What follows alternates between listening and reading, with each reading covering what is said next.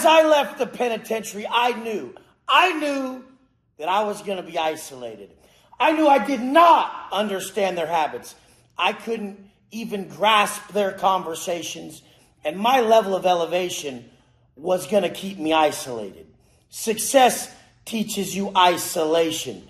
It doesn't matter what you're successful in. You will not fit into the masses, and you don't want to. They're going to misunderstand you at every turn. Stop trying to have people understand your vision. They're far from it. They're far from it. You're going to be misunderstood by everybody you know when you have as unrealistic habits as I do. At first, they're always going to tell you that they believe in what you do. They want to do it. It sounds good. The discipline is something that they need. And then once they fail on the path that you teach them, they're going to denounce everything you taught. He's crazy. What's the matter with that guy? Nobody can sustain that level of body fat. Nobody can just get up every day like that. Nobody can work that hard. Yes, they can. As soon as you realize the only reason you're tired is because you're focused on you. The only reason you're hungry is because you're focused on you. The only reason you're desiring anything other than your higher self is because you haven't transcended self. One of the craziest things that ever happened to me. This is one of the craziest things that ever happened. And this is how simply I teach my elevated mindset and how I create a 10.0 individual. Okay, Tom Hanks came down to have dinner with me. Tom Hanks. Chet Hanks, his son, is one of my clients. He's killing it. He literally has altered his life drastically, completely changed the individual he is, from an addict to one of the most disciplined people I know. You guys, this is crazy. So Tom says, how? How you, Wes? He said it in that Tom Hanks voice. Like, how you? Like, fucking, and I'm like, he's like, we went to every therapist, every rehab, everything. And you're the one who turned my son around. You're the one who did it. And I said, yeah, it's very simple. Let me explain this to you. So in this whole aspect of everything, I said, Tom, so you played Forrest Gump.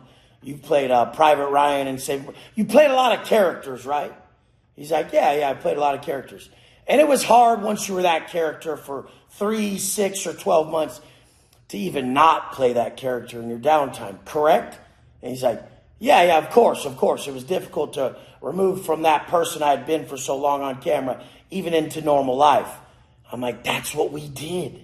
We created the 10.0 Chet. I've created the 10.0 Wes Watson. This individual who has a certain set of actions, a certain appearance, a certain character that's unwavering, energy that he operates from, and a demeanor that's singular to him. So this individual is your higher self, governing you and keeping you from operating from that self-sabotaging behavior. Over time, by us having Chet operate from his higher self, he just became that man. There was a time recently where one of my old vices was calling me, and I swore I was going to break. And it was, I'll be honest, it was the strip club. I was feeling lonely. I was feeling broken. My heart was in pieces. I'm like, fuck that. I'm going to the strip club. But my higher self doesn't believe in that. I don't want my daughter I don't want any woman to have to succumb to that type of behavior to get money. I don't want her to have to degrade herself like that. So here I am, just when I'm at a low frequency mindset saying, fuck that, I'm going. These girls are going to love me. I'm Wes Watson. This is when my ego's running rampant. And I'm operating from a state of low frequency, which is desire. And I just want female attention. And so here I go, and I'm saying I'm going to go. But then my higher self, this person I've created that has a certain set of core beliefs, values, and virtues. And it's this man that won't break. He's like, fuck no, Wes, you don't go to that shit.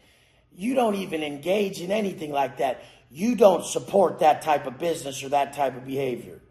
This is what your construction of your higher self will do. Your 10.0 self is that individual you're creating, that character that governs you. And as you step into this person, by having unwavering discipline, by having virtues that are singular to you and mean more to you than any of your desires being fulfilled, this is how you start to construct a new identity. People don't realize that their identity is matched to their output. Your identity can never surpass your output. You can never lie to yourself. So that's why people have this fucking identity complex. They have that imposter syndrome because they haven't done enough work to be where they want to be and be who they want to be. I constructed this higher self, and I want you guys all to write down on paper your 10.0 self, your highest self, the appearance of you, unbiasedly at the highest level. Do you want a bunch of tattoos? Do you want to be 240, jacked, and fucking this and that? Write that down, your exact appearance. No lies, no lies or deceit, comparing it to where you're at or the work you have to do. No laziness can be involved in this. It has to be complete, exactly who you would want to be, who you'd be proud of being at this moment. Write down your appearance. And then write down the actions of the individual that you would want to be, like your highest level actions. I don't drink, I don't smoke, I don't go to strip clubs, I don't partake in any vices. I'm not that person. I'm a committed man. I only engage in committed relationships with one partner. This is what I do. This is who I am. This is me constructing this individual. I wake up early. I work out every day. I stay in top tier shape, and I'm success driven. I mean, write down the actions and the actions you partake in, the actions you don't. Next, write down the energy you possess, felt by self and felt by others. Like this should just be like 2 paragraphs, you know. Next, you write down the character that you operate from, the demeanor you have around people. Now you've constructed this individual on paper. You read who this person is. And whenever you try to go back into those self-sabotaging behaviors, these bullshit-ass, bitch-ass behaviors of lower Wes Watson, and not my higher 10.0 self, this individual that I've always wanted to be, then you smack the fuck out of yourself and discipline yourself with 2 things. The 2 ways to discipline yourself when you're operating at a low frequency. 1, peak physical performance. During peak physical performance, you cannot be in a low frequency state. High intensity workout, burpees, HIIT training, bag work, something that gets your heart fucking going and puts you into flow state, removes you from that state of desire. If you're desiring, you're not on purpose. When you're desiring, you're on Wes Watson. When you're on purpose, you're operating from your higher self, that path from above that you're supposed to walk in this life. So as you've built this person, and then as you discipline yourself with the first step, which is peak physical performance when you get in a low frequency state, and then I want you to use the other tool for discipline. The other tool for discipline is becoming the source of what you seek. Over my years of working with individuals, I've noticed that I have a workflow. I have a 60-40-20 workflow. I'm 60 minutes in flow state working with a client, complete flow, monotasking, not thinking about the world around me. And then when I get right off that call, I go into 40 minutes of monotonous tasks, emails, content creation and posting, no deep thinking, text messages, anything of that sort, stuff around the house, 40 minutes. And then 20 minutes back of HIIT training, like burpees, push-ups. I mean, even like a fast walk around the fucking neighborhood with my girl. Like anything like this is going to fucking work. So this is the 60-40-20 workflow. 60 minutes flow state with a client, deep monotasking, fully in the moment, and then 40 minutes of monotonous tasks, then 20 minutes of HIIT training to then cleanse the palate again to get back on a 60-minute call to be in flow state. So what I've realized is in that downtime, if I don't have a workflow in the downtime, that's when the desires creep in. Because boredom leads to desire, leads to vices. If I'm on purpose and I'm on West and I'm working with a client, the world around me disappears. Then when I come back off that call, I want a fucking cheeseburger. I want sex. I want this. I want that. I want more money. I want.